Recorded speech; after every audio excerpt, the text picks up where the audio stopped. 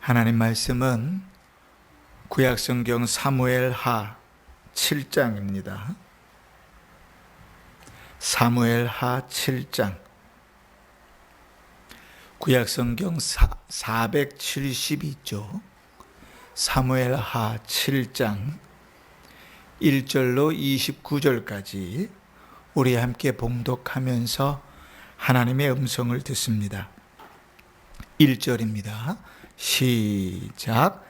여호와께서 주위의 모든 원수를 무찌르사 왕으로 궁에 평안히 살게 하신 때에 왕이 선지자 나단에게 이르되 볼지어다 나는 백향목 궁에 살거늘 하나님의 궤는 휘장 가운데에 있도다. 나단이 왕께 아뢰되 여호와께서 왕과 함께 계시니 마음에 있는 모든 것을 행하소서 하니라. 그 밤에 여호와의 말씀이 나단에게 임하여 이르시되 가서 내 종 다윗에게 말하기를 여호와께서 이와 같이 말씀하시되 내가 나를 위하여 내가 살 집을 건축하겠느냐. 내가 이스라엘 자손을 애굽에서 인도하여 내던 날부터 오늘까지 집에 살지 아니하고 장막과 성막 안에서 다녔나니 이스라엘 자손과 더불어 다니는 모든 곳에서 내가 내 백성 이스라엘을 먹이라고 명령한 이스라엘 어느 지파들 가운데 하나에게 내가 말하기를 너희가 어찌하여 나를 위하여 백향목 집을 건축하지 아니하였느냐고 말하였느냐. 그러므로 이제 내 종 다윗에게 이와 같이 말하라. 만군의 여호와께서 이와 같이 말씀하시기를 내가 너를 목장 곧 양을 따르는 데에서 데려다가 내 백성 이스라엘의 주권자로 삼고 내가 가는 모든 곳에서 내가 너와 함께 있어 내 모든 원수를 내 앞에서 멸하였은즉 땅에서 위대한 자들의 이름같이 내 이름을 위대하게 만들어 주리라. 내가 또 내 백성 이스라엘을 위하여 한 곳을 정하여 그를 심고 그를 거주하게 하고 다시 옮기지 못하게 하며 악한 종류로 전과 같이 그들을 해하지 못하게 하여 전에 내가 사사에게 명령하여 내 백성 이스라엘을 다스리던 때와 같지 아니하게 하고 너를 모든 원수에게서 벗어나 편히 쉬게 하리라. 여호와가 또 내게 이르노니 여호와가 너를 위하여 집을 짓고 내 소환이 차서 내 조상들과 함께 누울 때에 내가 내 몸에서 날 내 씨를 내 뒤에 세워 그의 나라를 견고하게 하리라. 그는 내 이름을 위하여 집을 건축할 것이요 나는 그의 나라 왕위를 영원히 견고하게 하리라. 나는 그에게 아버지가 되고 그는 내게 아들이 되리니 그가 만일 죄를 범하면 내가 사람의 매와 인생의 채찍으로 징계하려니와 내가 내 앞에서 물러나게 한 사울에게서 내 은총을 빼앗은 것처럼 그에게서 빼앗지는 아니하리라. 내 집과 내 나라가 내 앞에서 영원히 보존되고 내 왕위가 영원히 견고하리라 하셨다 하라. 나단이 이 모든 말씀들과 이 모든 계시대로 다윗에게 말하니라. 다윗 왕이 여호와 앞에 들어가 앉아서 이르되 주 여호와여 나는 누구이오며 내 집은 무엇이기에 나를 여기까지 이르게 하셨나이까. 주 여호와여 주께서 이것을 오히려 적게 여기시고 또 종의 집에 있을 먼 장래의 일까지도 말씀하셨나이다. 주 여호와여 이것이 사람의 법이니이다. 주 여호와는 주의 종을 아시오리 다윗이 다시 주께 무슨 말씀을 하오리이까? 주의 말씀으로 말미암아 주의 뜻대로 이 모든 큰 일을 행하사 주의 종에게 알게 하셨나이다. 그런즉 주 여호와여, 이러므로 주는 위대하시니 이는 우리 귀로 들은 대로는 주와 같은 이가 없고 주 외에는 신이 없음이니이다. 땅의 어느 한 나라가 주의 백성 이스라엘과 같으리이까?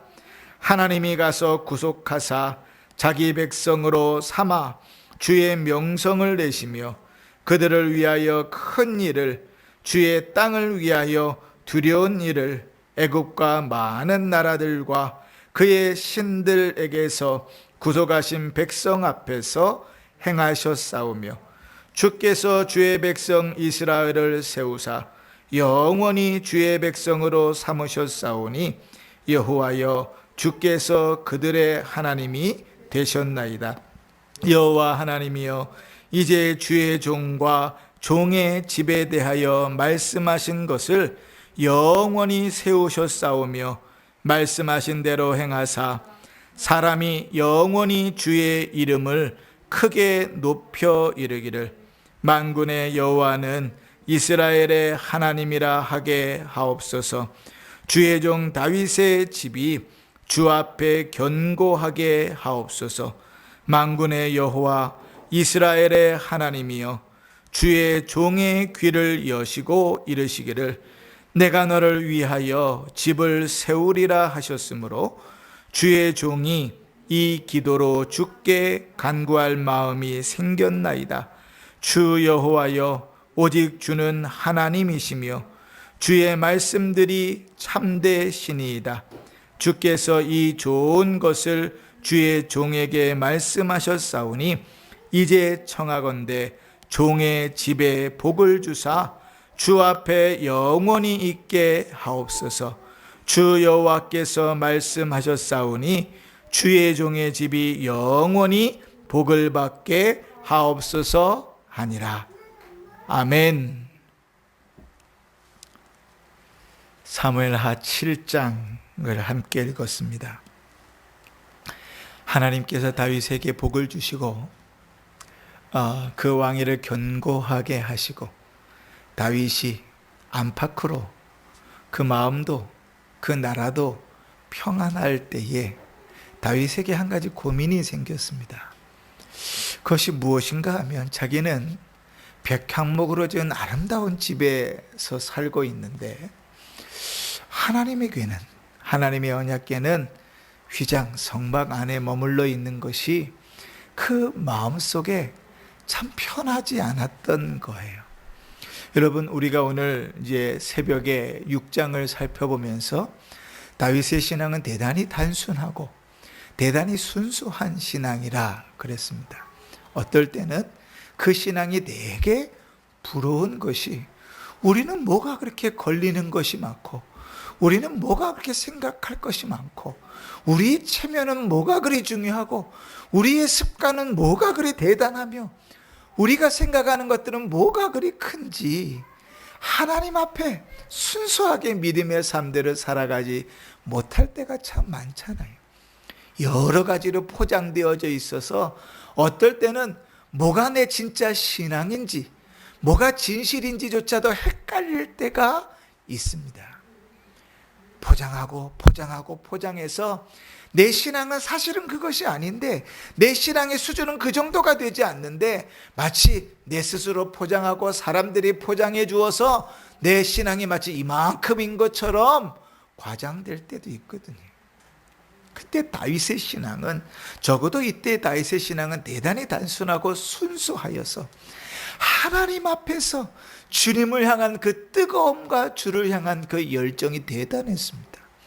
60년을 넘게 방치해왔던 그 언약궤, 하나님의 말씀대로 왕이 되고 난 다음에 그의 마음속에 빛처럼 있는 것은 60년 넘게 방치되어져 있는 그 언약궤를 모셔오는 것이었습니다. 그리고 또 오늘 이제 7장에 가면 자기는 좋은 왕궁에서 살아가면서 완벽으로 평안한 가운데 그 마음에 불편한 것은 오직 우리 주님의 언약궤가 그렇게 간절히 소원해서 모셔왔는데 여전히 성막 안에 있는, 텐트 안에 있는 그것 때문에 그 마음이 불편하는 거예요. 그래서 나단 선지자와 대화를 나누는 것입니다. 선지자가 다윗의 마음을 아니까 편을 들어주는 거지요. 뭐라고 편을 들어줍니까? 3절에 보시면 나단이 왕께 아뢰되 여호와께서 왕과 함께 계시니 마음에 있는 모든 것을 행하소서, 이렇게 조언합니다. 선지자도, 이 나단 선지자도 다윗의 그 순수한 마음을 아는 거예요. 그 믿음을 아는 거예요. 여러분, 우리는요 이런 믿음이 좀 회복되었으면 좋겠습니다. 저만 그런가요? 늘 이렇게 포장되어져 있는 것 속에 주님께서는 어린아이와 같은 신앙이 아니면 천국을 소유할 수 없다고 말씀하시는데, 우리의 신앙은 참 작년의 어른의 신앙이에요. 그죠? 체면도 중요하고 또 여러 가지 여건도 중요하고 때 묻은 그 신앙이 하나님 앞에 순수하게 뜨겁게 살아가지 못하게 합니다. 그래서 첫사랑을 잊었다고 하는 주님의 질책이 우리에게는 늘 부담일 수밖에 없는 것은 그런 이유일지도 모르겠어요. 하여간 우리 안에 그 뜨거운 신앙이 있다는 것은, 주를 향한 열정이 있다는 것은 대단히 귀한 일입니다. 우리가 아까 예배를 시작하면서 부름받아 나서니 몸 어디든지 가오리다 이렇게 불렀잖아요. 신학교를 다니면서 이런 예화들을 교수님들마다 들었어요. 신학교 1학년에 딱 들어오면 다들 믿음으로 부름받아 나서니 몸 어디든지 가오리다 노래한다는, 찬송한다는 거예요. 아골골짝 빈들에도 간다고 찬송한다는 거예요. 2학년이 되면, 3학년이 되면 어디든지 가오리다는 아니고, 주님 좀 좋은데, 주님 서울에, 주님 좀 여건이 있는데, 바뀐다는 거죠. 뜨거운 열정과 그 순수한 복음에 대한 것을 잊어버리는 겁니다.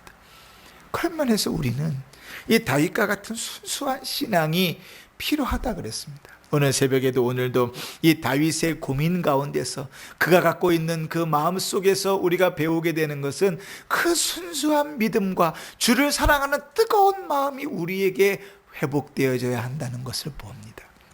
그러나 오늘 새벽도 우리가 함께 나눴지만, 그 신앙이 뜨겁다고 해서, 그 신앙이 하나님 앞에 뜨겁고 주를 사랑하는 열심이 특심이라고 해서 하나님의 일을 다 할 수 있는 것은 아닙니다.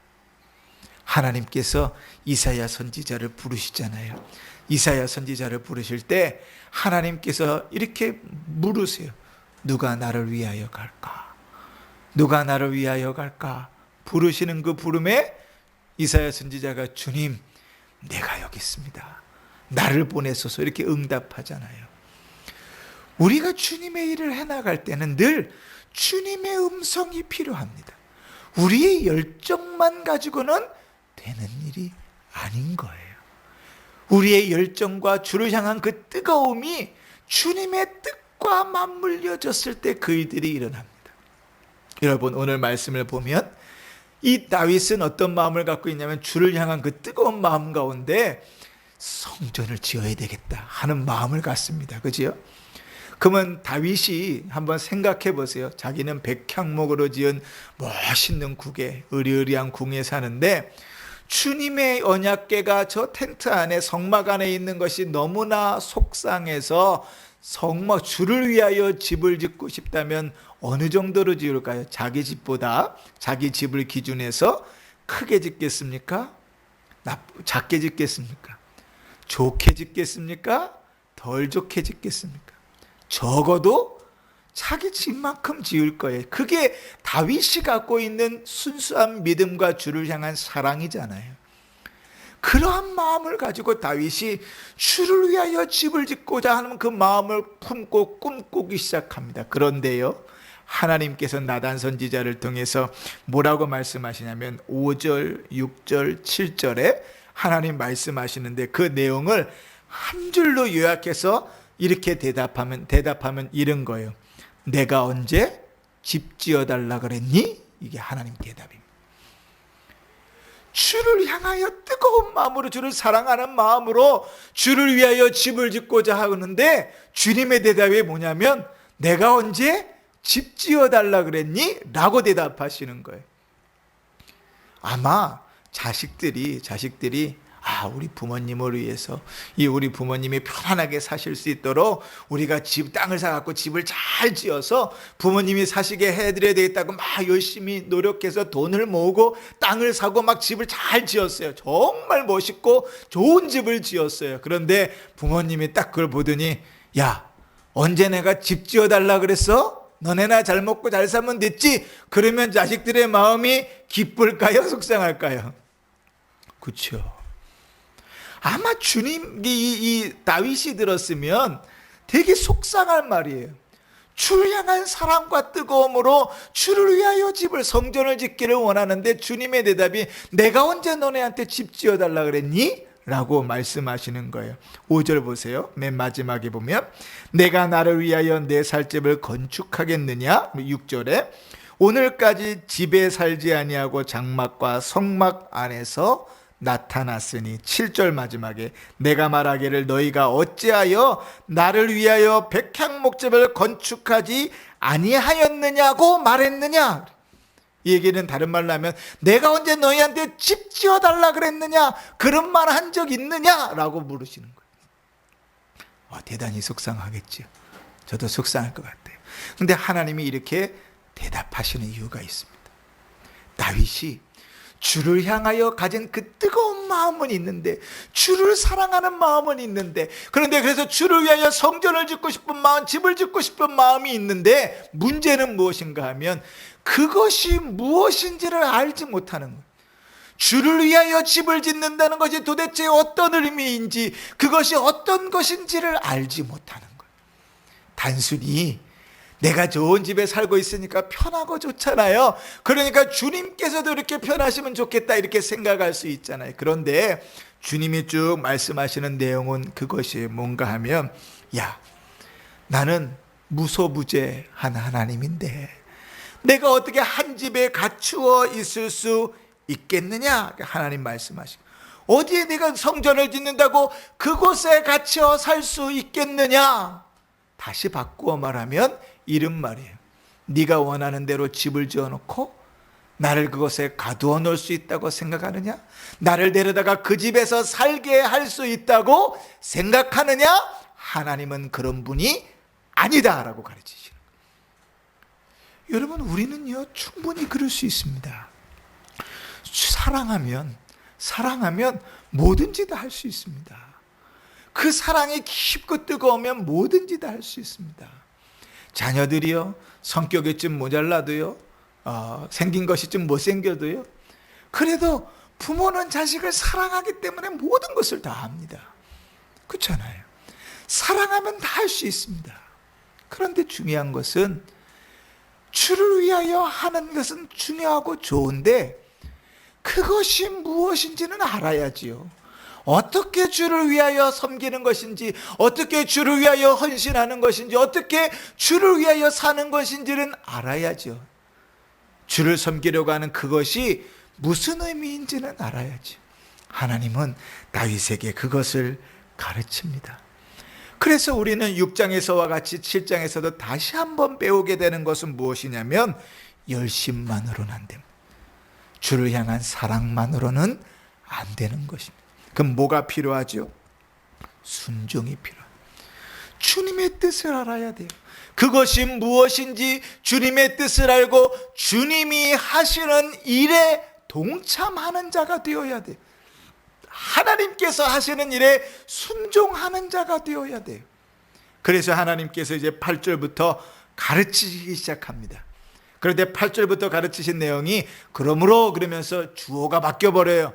뭐라고요? 내가 하겠다. 내가 쭉 설명하면서 결론은 뭐냐면, 내가 성전을 짓겠다. 자, 11절 보십시오. 마지막 보시면, 또 내게 이르노니 여호와가 너를 위하여 집을 짓고, 네가 나를 위하여 집을 짓는 것이 아니라 내가 너를 위하여 집을 짓는 것이다. 그러니까 성전은 우리가 주를 섬기기 위하여 지은 것이 아니고 하나님께서 우리를 위하여 지으신 것이 성전인 거예요. 그곳에 임재하시고 그것을 향하여 기도하게 하시고 그 기도를 들으시고 복 주시는 이를 위하여 지으신 곳이 성전이에요. 그러니까 내가 너희를 위하여 짓겠다. 그러면서 다윗에게는 어떻게 하래요? 그 일에 순종함으로 동참하라 하시다. 너는 아니다. 너에게 날 네 자식이 그것을 지을 것이다. 그 일에 순종함으로 동참하라는 거예요. 여기에 대단히 귀한 믿음의 자태가 있습니다. 여러분, 우리의 믿음의 삶은요 늘 그렇잖아요. 주님, 내가 주를 위하여 합니다. 주님, 내가 이렇게 섬기겠습니다. 주님, 내가 그것을 하겠습니다. 주를 향한 그 뜨거운 마음이, 주를 향한 열정이요, 주를 위하여 내가 무언가를 하려고 합니다. 그런데 그럴 때는 잠시 멈춰야 돼요. 왜냐하면 그 걸음에는 반드시 넘어지는 일이 있기 때문에 그렇습니다. 내가 주를 위하여 하는 그 일에는 반드시 넘어지는 일이 있습니다. 왜냐하면 내가 죽지 않고는 주님이 드러나지 않거든요. 내가 죽지 않고는 주의 영광이 드러나지 않거든요. 오늘 하나님께서 다윗에게 가르치는 거예요. 네가 나를 위하여 하는 것이 아니라 내가 너를 위하여 한다. 그 일에 동참해라. 그 일에 순종해라 라고 가르치는 거예요. 그래서 여러분 18절부터 다윗의 기도가 나오거든요. 그 기도 중에 27절을 한번 보세요. 27절에 다윗이 뭐라고 기도를 하냐면 이렇게 기도합니다. 만군의 여호와 이스라엘의 하나님이여, 주의 종의 귀를 여시고 이르시기를 내가 너를 위하여 집을 세우리라 하셨으므로 주의 종이 이 기도로 주께 간구할 마음이 생겼나이다. 어떻게 해요? 주님의 말씀을 듣고 그 말씀이 나의 기도 제목이 되고 나의 꿈이 되고 나의 순종의 목표가 되어버려요. 처음에는 어떻게 했어요? 주님, 내가 주를 위하여, 주를 위하여, 주를 위하여, 내가 주를 사랑하는 내가 주를 위하여. 그것 아니다. 어떻게 해요? 하나님의 말씀을 듣고 주님이 하시는 일이 나의 기도 제목이 되고 주님이 하시는 일에 내 삶을 헌신하고 주님이 하시는 일에 동참하여 그 길을 걸어가는 것, 그게 믿음의 삶입니다. 지금 다윗이 하나님과의 그 대화 가운데서 그 진리를 깨닫고 기도를 드리는 거예요. 주께서 집을 세우겠다고 말씀하셔서 그것이 내 기도의 제목이 되었습니다. 그리고 우리가 너무나 잘 알지요. 그리고 나서 다윗이 성전을 지으려고 노력한 적이 있습니까? 없습니다. 그러나 어떻게 하죠? 하나님께서 그의 아들에게, 솔로몬에게 성전을 짓게 하시겠다고 말씀하신 것을 믿고 그를 위하여 그가 할 수 있는 최선의 준비를 합니다. 그죠? 최선의 준비를 해놔요. 주님이 행하시는 일에 자기가 할 수 있는 최선의 헌신을 합니다.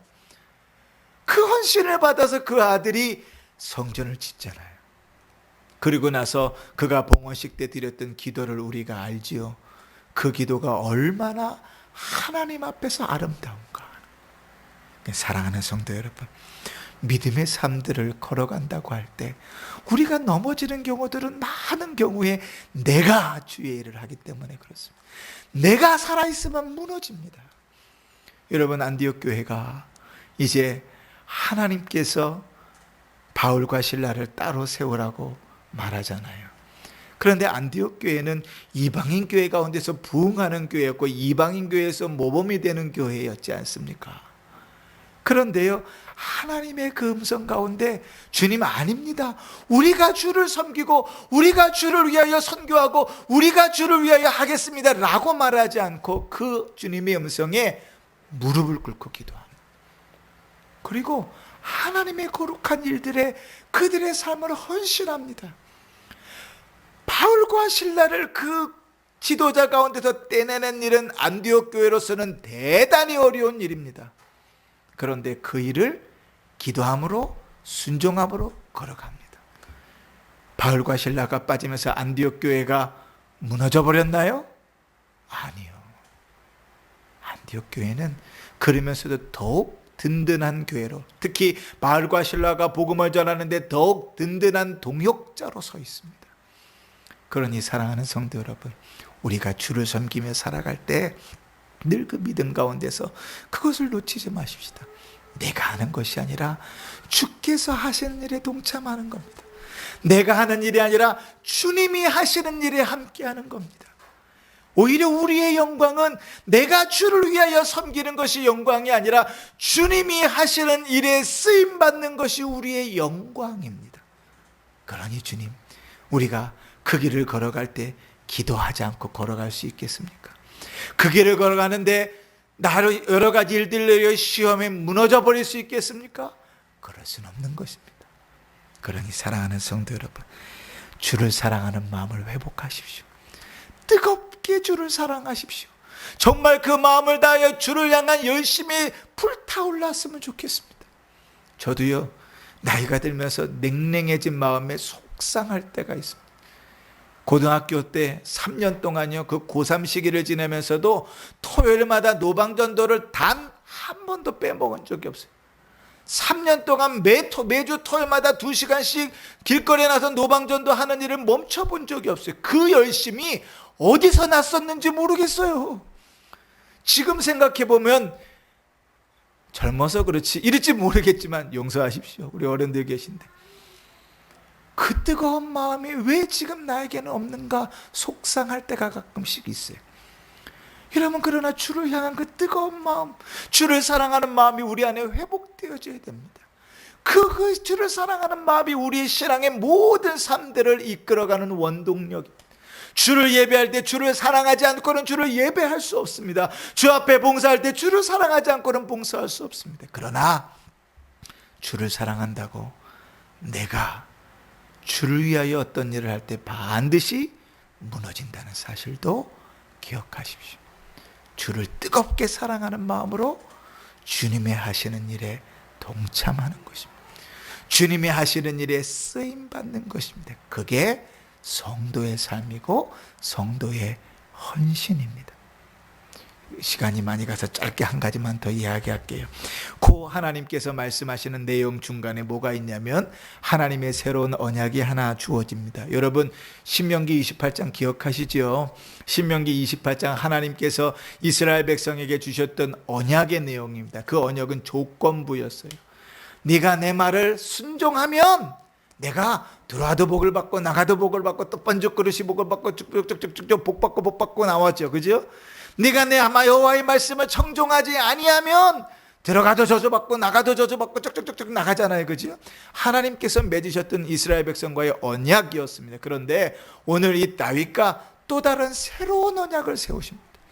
그 언약은 이전에 주었던 언약보다 훨씬 더 발전된 언약이고 이 언약은 더 완전한 언약이고 이 언약은 예수 그리스도를 바라보게 하는 언약입니다. 그 언약의 내용을 한번 보십시다. 14절에 보시면 중간에 그가 찾으셨습니까? 그가는 이스라엘 백성들입니다. 그가 만일 죄를 범하면 내가 사람의 매와 인생의 채찍으로 징계하려니와. 원래는 죄를 범하면 어떻게 해요? 저주를 받고잖아요. 그죠? 그런데 하나님 뭐 한다고요? 인생의 매와 인생의 채찍과 사람의 매로 징계할 것이다. 그러면서 뒤에 나오는 말이 더 은혜로워요. 내가 사울에게서 은총을 빼앗은 것처럼 그에게서 은혜를 빼앗아 가지 않겠다는 거예요. 내가 징계를 해서라도 그를 되돌리고 바로 세워서 믿음의 사람으로 쓰겠다는 거예요. 16절, 내 집과 내 나라가 내 앞에서 영원히 보존될 것이다. 이것이 그리스도로 말미암아 우리에게 주어지는 은혜의 언약입니다.